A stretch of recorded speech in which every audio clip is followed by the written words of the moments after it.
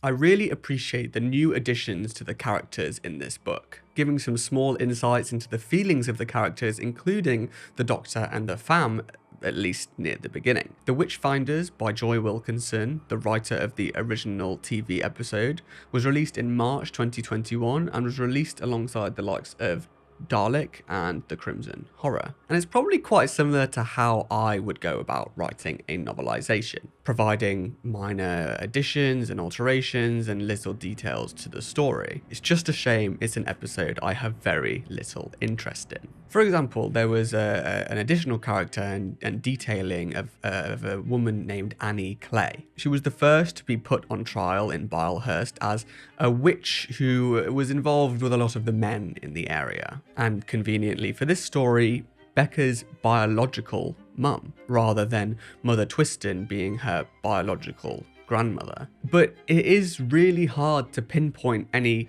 notable things that push this book forward into something that is really interesting. Like I said, I mean, this is similar to, I guess, how I would write something, but I think if Joy Wilkinson took a few more passes at it, then it could have been great. You know, there's some additions at the start detailing more stuff to do with the Morax and their imprisonment and their trial. In fact, there's references to the Doctor's trial, specifically the trial of a Time Lord. I've been on trial before, a couple of times, the Doctor revealed to Yaz as they headed back through the woods to Bilehurst. Often, Yaz thought nothing that the Doctor could say would surprise her anymore, given how she'd learned to expect the unexpected. But having always cast the Doctor on the right side of justice, this one was a genuine curveball. You on trial? What for? Loads of stuff. The first time was for breaking a non-interference policy and I got exiled to Earth. Could have been worse. She looked up through the tree branches, light on her face, briefly before she darkened. The second time it was worse.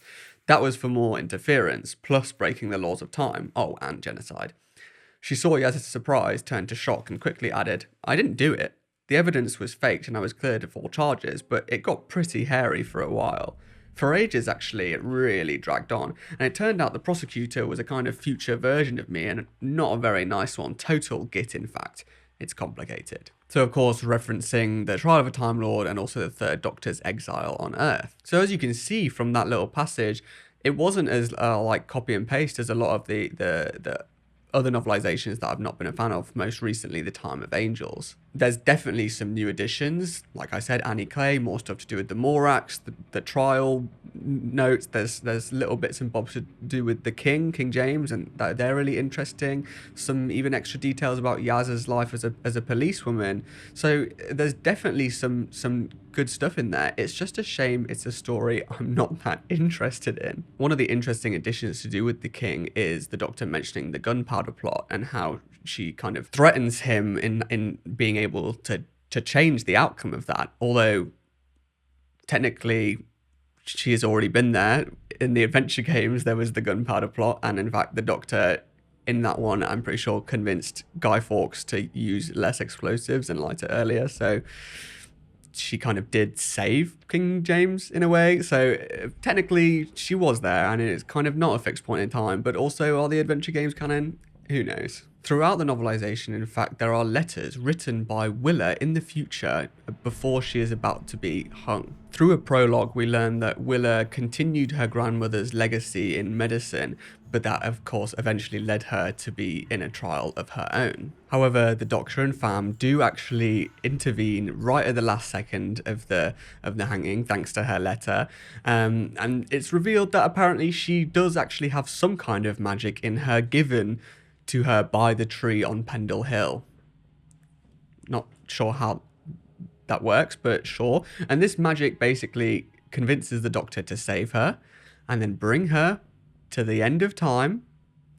I don't know if you can see where this is going. The end of time that the 12th Doctor was at when in Hell's Bent with me and Clara and all that kind of jazz. And in fact, gives Willa to me and Clara, and it's implied that the three of them become the Greek fates, the three fates weaving the stories of humans and life in the universe. It was a wild edition. I didn't expect Clara and me to show up, but sure, why not? But yeah, I mean, it all boils down to the just general idea that I'm not a massive fan of this story.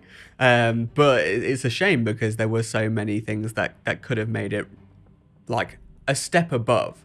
So I'd still say that I really, really enjoyed it, and there was it was definitely written as a novelization that I believe if you like the story you would enjoy quite a lot because of all of the additions and tidbits and references and all that kind of stuff. It's written really well.